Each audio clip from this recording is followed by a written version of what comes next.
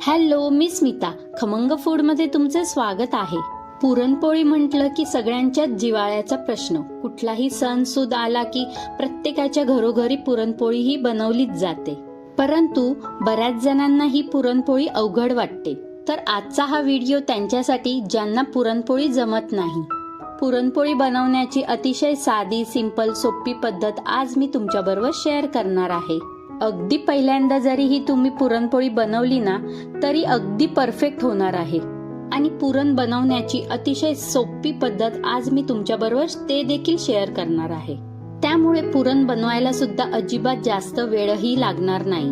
चला तर मग वेळ न घालवता लगेचच आपल्या रेसिपीला सुरुवात करूया. रेसिपी नेहमीप्रमाणेच अगदी साधी, सोपी, सिंपल आहे. त्यामुळे तुम्हाला नक्कीच आवडणार आहे. तर त्यासाठी रेसिपीला एक लाईक जरूर करा. आणि हो, तुम्ही जर माझ्या चॅनलवरती नवीन असाल आणि चॅनलला अजूनही सबस्क्राईब केलेले नसेल तर चॅनलला सबस्क्राईब नक्की करा. सर्वात प्रथम आपण आता पुरणपोळीसाठी जे पुरण आहे ते सर्वात प्रथम करून घेऊया. तर इथे मी मेजरिंग कप घेतलेला आहे. तुम्ही घरातला कुठलाही ग्लास किंवा एखादी वाटी फिक्स करून ते घेऊ शकता आणि त्याने ही जी डाळ आहे ती मोजून घेऊ शकता. तर मी इथे 2 कप एवढी चणा डाळ घेणार आहे. या ठिकाणी आपल्याला एक गोष्ट लक्षात ठेवायची आहे. जेव्हाही आपण ही पुरणपोळीसाठीची जी डाळ आहे ना, ही चणा डाळ ती घेणार असू ना तेव्हा ती थोडीशी चांगल्या क्वालिटीची घ्यायची. त्यामुळे पुरण सुद्धा छान तयार होतं. आता ही चण्याची डाळ आपल्याला 2 पाण्याने स्वच्छ धुवून घ्यायची आहे. बरेच जण ही चणा डाळ पाण्यामध्ये भिजत ठेवतात आणि त्यानंतर ही शिजायला ठेवतात. तर तसंही केलं तरीही काहीच हरकत नाही. किंवा डायरेक्टही तुम्ही स्वच्छ धुवून ही चण्याची डाळ कुकरला शिजवून घेऊ शकता.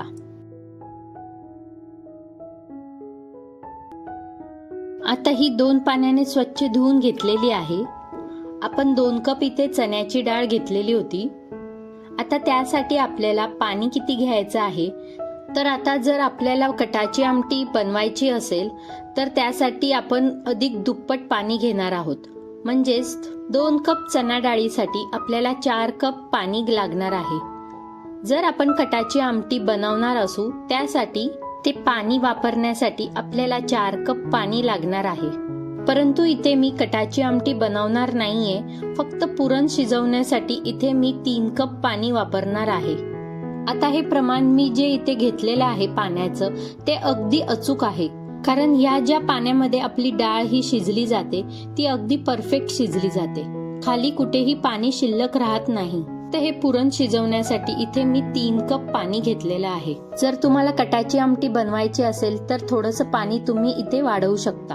आता यामध्ये रंग छान यावा याकरता मी इथे पाव चमचा हळद टाकलेली आहे आणि 1 चमचाभर तेल किंवा तूप घालायचं आहे.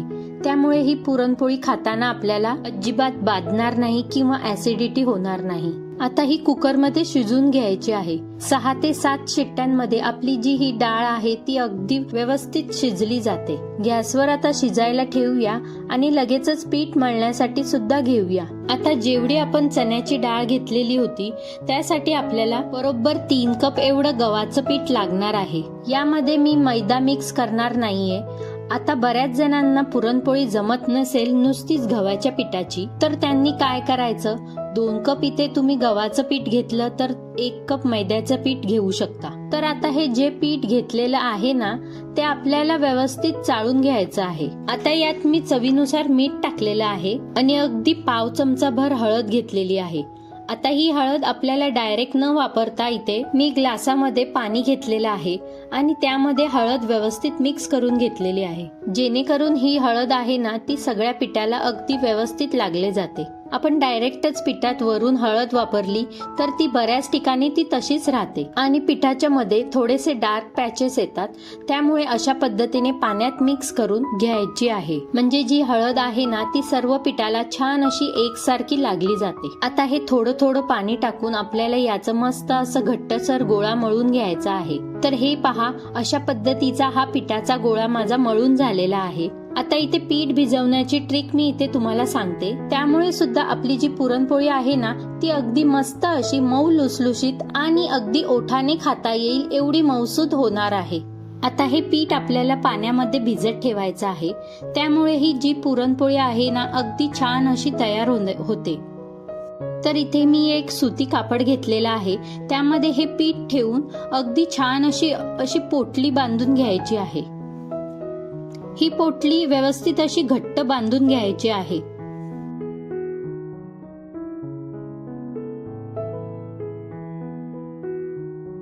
आता ही पिठाची पोटली आहे ना पाण्यामध्ये आपल्याला 15 ते 20 मिनिटांसाठी भिजत ठेवायची आहे.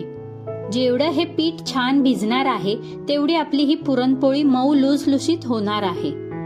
तर ह्या पद्धतीने नक्की तुम्ही एकदा ट्राय करून पहा. अगदी पुरणपोळी अतिशय मऊ आणि लुसलुशीत तयार होते. ओठाने खाता येईल एवढी छान अशी ही पुरणपोळी तयार होते. आता हे पीठ मी 15 ते 20 मिनिटांसाठी असंच भिजत ठेवणार आहे आणि हे पीठ भिजल्यानंतर आपण याच्या पुरणपोळ्या तयार करणार आहोत.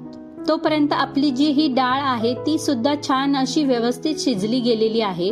डाळ शिजली की नाही ते तुम्हाला मी दाखवते. अगदी मस्त अशी ही जी डाळ आहे ती शिजली गेलेली आहे. बरोबर 7 शिट्ट्यांमध्ये ही माझी डाळ व्यवस्थित शिजली गेलेली आहे. आता पुरण बनवताना एक खास ट्रिक मी आता तुमच्याबरोबर शेअर करणार आहे, ज्यामुळे पुरण बनवणे अत्यंत सोपं होणार आहे. आता बरेच जण हे पुरण आहे ना काय करतात, डायरेक्टच त्यातलं पाणी जे आहे ते काढून टाकतात आणि त्यामध्ये गूळ मिक्स करतात. परंतु आज मी पुरण बनवण्याची अगदी सोपी ट्रिक मी तुमच्याबरोबर शेअर करणार आहे, ज्यामुळे आपलं जे पुरण आहे ते अगदी 1 ते 1.5 मिनिटांमध्ये तुम्ही कितीही पुरण तयार करू शकता. आणि मी ज्या पद्धतीने जे पुरण तयार करत आहे ना ते बनवण्यासाठी सुद्धा जास्त वेळही लागत नाही आणि पुरण सुद्धा अजिबात बिघडत नाही. तर ही जी पुरण बनवण्याची ट्रिक आहे ना ती एकदा नक्की ट्राय करा. आता यामध्ये मी गूळ डायरेक्ट वापरणार नाहीये, तर गूळ आपल्याला नंतर वापरायचा आहे. सर्वात अगोदर पुरण तयार करून घ्यायचं आहे, म्हणजे ही जी डाळ आहे ना ती आपल्याला वाटून घ्यायची आहे. अगदी 1 ते 1.5 मिनिटांमध्येच माझ्या बरोबर अर्धा किलो डाळीचे पुरण तयार झालेले आहे. अजिबात जास्त वेळ लागत नाही. जेव्हा आपण डाळ शिजवल्यानंतर त्यामध्ये गूळ मिक्स करतो तेव्हा ते पुरण शिजवायला थोडासा वेळ लागतो. परंतु या पद्धतीने जर पुरण बनवलं ना अगदी 1 ते 1.5 मिनिटामध्ये तुमचं पुरणही वाटून तयार होतं आणि शिजण्यासाठी सुद्धा वेळ लागत नाही. अगदी 1 ते 1.5 मिनिटामध्ये तुम्ही हे अर्धा किलो डाळीचं पुरण तयार करून घेऊ शकता. तर पहा, या पद्धतीने जर तुम्ही पुरण हे बनवलं ना 100% खात्री आहे अजिबात जराही कुठेही पुरण बिघडत नाही. आता पुरण तर आपलं तयार झालेलं आहे, यामध्ये वेळ आलेली आहे गूळ टाकायची. तर आता इथे तुम्ही पूर्णपणे गूळही वापरू शकता किंवा साखरही वापरू शकता, परंतु मी या ज्या पुरणपोळ्या आहे ना त्या गुळाच्या बनवणार आहे. तर आता मी सांगते, अर्धा किलो जर डाळ घेतली ना तर त्यासाठी 400 ग्रॅम एवढा गूळ घ्यायचा आहे. आता कपाने सांगते, ज्या कपाने 2 वाटी आपण चण्याची डाळ घेतली होती ना त्यासाठी 2 कप एवढा आपल्याला गूळ घ्यायचा आहे. आणि गूळ शक्यतो अशा पद्धतीचा पिवळा आणि मऊ असा गूळ घ्यायचा आहे. बाजारामध्ये पुरणपोळीसाठीचा वेगळा असा गूळ येतो, तो वापरला तरीही देखील चालेल. शक्यतो डार्क रंगाचा जो गूळ असतो ना तो या ठिकाणी घ्यायचा नाही. हा जो गूळ घेतलेला आहे ना तो थोडासा चिक्कीसारखा असतो, परंतु हा जो गूळ आहे ना तो फक्त पुरणपोळीसाठीच वापरला जातो. तर या ठिकाणी मी 2 कप डाळीसाठी 2 कप एवढा गूळ घेतलेला आहे आणि तो अगदी बारीक कापून घेतलेला आहे. आता जर तुम्हाला पुरणपोळी थोडीशी जास्त गोड आवडत असेल ना तर पाव कप एवढी साखर देखील तुम्ही इथे घालू शकता. आता हा सर्व गूळ डाळीमध्ये व्यवस्थित मिक्स करून घेतला आहे. आता हा गॅसवर शिजायला ठेवायचा आहे. अशा पद्धतीने तयार करून घेतलेले हे पुरण जास्त शिजण्यासाठी सुद्धा अजिबात जास्त वेळ लागत नाही. आता मध्यम गॅसवर थोडंसं काळजीपूर्वक हे जे पुरण आहे ना ते शिजवून घ्यायचं आहे. आता हा गूळ वितळल्यानंतर आपलं हे जे पुरण आहे ना ते बरंचसं असं पातळ दिसत आहे, परंतु इथे अजिबात घाबरायची गरज नाही, कारण की हे जसजसं शिजत जाणार आहे तसं हे घट्ट होणार आहे. अजून काही मिनिटं आपल्याला याला शिजू द्यायचं आहे. आता पुरण शिजत आलं हे कसं ओळखायचं याची सुद्धा एक ट्रिक मी तुम्हाला सांगणार आहे. आता हे जे पुरण आहे ना ते बरंचसं असं पातळ झालेलं आहे. जसजसं ते शिजत जाणार तसं ते घट्टही होत जाणार आहे. आणि पुरण शिजत आलं की जो कलता आहे हा पुरणामध्ये उभा करून बघायचा. जर तो व्यवस्थित असा उभा राहिला तर समजायचं आपलं हे जे पुरण आहे ना ते व्यवस्थित असं शिजलं गेलेलं आहे. पहा, मी इथे पुरणामध्ये कलता उभा ठेवलेला आहे, तो अगदी स्ट्रेट उभा राहिलेला आहे. म्हणजे आपलं हे जे पुरण आहे ते व्यवस्थित तयार झालेलं आहे. आता गॅस बंद करून याला व्यवस्थित असं थंड करून घ्यायचं आहे. पहा, थंड झाल्यानंतर पुरण अगदी व्यवस्थित तयार झालेलं आहे. आता हे थोड्या वेळासाठी साईडला ठेवून देऊया, तोपर्यंत पीठही छान भिजलेलं असेल. तर हे पहा, पीठ आपलं हे छान असं व्यवस्थित भिजलेलं आहे. आता जे एक्स्ट्राचं जे पाणी राहिलेलं आहे ते असं थोडंसं पिळून घ्यायचं आहे. आता हे जे पीठ आहे ना ते आपण पाण्यात ठेवल्यामुळे बऱ्याच जणांना प्रश्न पडला असेल की हे पूर्ण पातळ तर झालं नसेल ना. तर असं काहीही होत नाही, पीठ अगदी व्यवस्थित मऊ भिजलं जातं. एक्स्ट्राचं पाणी मी आता इथे काढून घेतलेलं आहे. आता ही पोटली व्यवस्थित अशी सोडून घेऊया आणि त्यातलं जे पीठ आहे ते साईडला करून घेऊया. आता यामध्ये थोडंफार पाणी गेलं तर अजिबात टेन्शन घ्यायची गरज नाही, कारण आपल्याला पुरणपोळीसाठी असंच पीठ हवंय. तर आता हे पीठ आपलं छान असं व्यवस्थित भिजलं गेलेलं आहे. लगेचच याला या भांड्यामध्ये काढून घेऊया आणि व्यवस्थित असं पुन्हा एकदा मळून घ्यायचं आहे. आता मळत असताना आपल्याला यामध्ये अगदी थोडासा तेलाचा हात लावायचा आहे, म्हणजे हे जे पीठ आहे ते चिकट झालेलं आहे ना तर ते छान असं सैलसर आणि अगदी मऊसूत तयार होईल. तर मी थोडासा तेलाचा हात लावून घेणार आहे आणि पुन्हा एकदा हे पीठ आपल्याला मळून घ्यायचं आहे. आता ही जी पुरणपोळी आहे ना ती बनवत असताना आपल्याला अजिबात जास्त तेलाचा कुठेही वापर करायचा नाही, अगदी कमीत कमी तेलाचा वापर करायचा आहे. हे पहा, अशा पद्धतीने हे पीठ आपलं मळून तयार झालेलं आहे. लगेचच आता पुरणपोळी बनवायला घेणार आहोत. तर हे पहा, मी इथे पिठाचा गोळा घेतला आहे. तुम्ही कितीही पीठ घेतलं ना त्यामध्ये तुम्ही कितीही पुरण भरलं तरीही ही पुरणपोळी अजिबात फाटणार नाही. कारण पुरणपोळी बनवत असताना जेव्हाही आपण हे पीठ चाळून घेतो ना त्यामुळेच आपली ही जी पुरणपोळी आहे ती अजिबात कुठेही फाटत नाही. म्हणूनच ही पुरणपोळी बनवत असताना ही गोष्ट लक्षात ठेवायची आहे की जेव्हा पण आपण पुरणपोळी बनवताना त्यासाठी जे पीठ आहे ते आपल्याला चाळूनच घ्यायचं आहे. पहा, मी इथे पिठाच्या गोळ्यापेक्षाही जास्त पुरण घेतलेलं आहे. आता याची पुरणपोळी बनवून घेऊया. पोळी लाटताना जे आपल्याला पीठ लागणार आहे ते मी इथे तांदळाचं पीठ घेतलेलं आहे. आता जो पिठाचा गोळा आहे ना त्याची मी आता छान अशी वाटी तयार करून घेणार आहे. वाटी तयार करत असताना खालची बाजू थोडीशी जाड ठेवायची आहे आणि वरची बाजू पातळ करायची आहे. या वाटीमध्ये तुम्ही कितीही पुरण बसवलं ना तरीही अजिबात ही पुरणपोळी फाटणार नाही. पहा, मस्त अशी ही वाटी तयार झालेली आहे.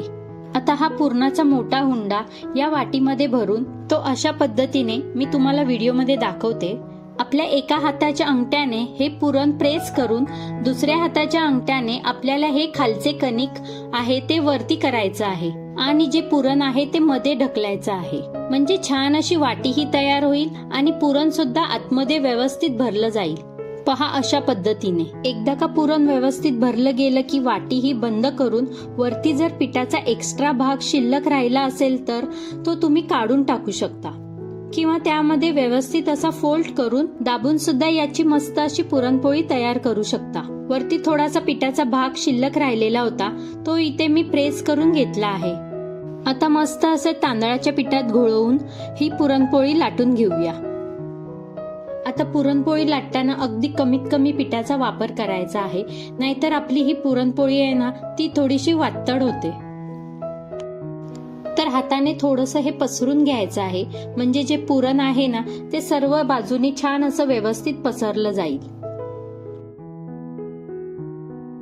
आता लाटत असताना देखील आपल्याला अगदी हलक्या हाताने लाटून घ्यायची आहे, जास्त प्रेस करायचं नाही. जर आपण जोर देऊन लाटली तर आपली ही पुरणपोळी फाटण्याची शक्यता असते आणि फुगत सुद्धा नाही. अगदी हलक्या हाताने ही लाटून घ्यायची आहे.